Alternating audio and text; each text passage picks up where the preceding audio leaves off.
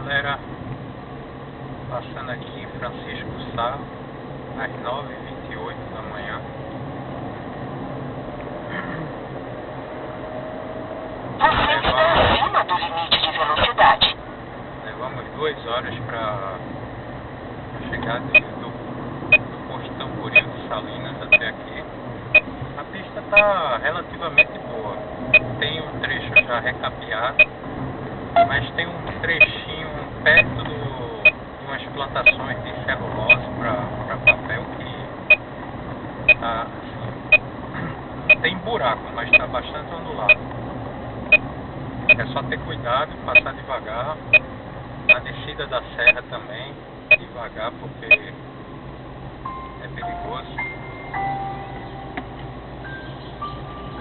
Então ter cuidado e devagar, sem pressa, sem afobação, para não causar acidente nem ter nenhum tipo de problema. É isso, a gente pega um caminhãozinho aqui ou outro. Essa pista é bem menos movimentada que a 116.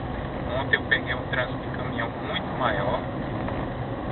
Agora que eu vim pegar um trânsito de caminhão,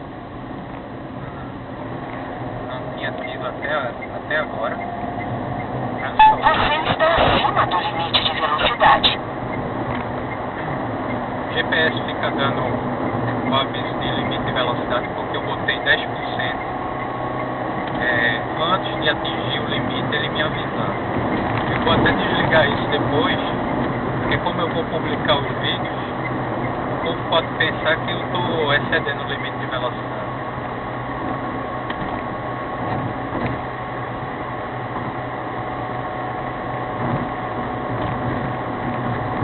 É isso aí, pessoal.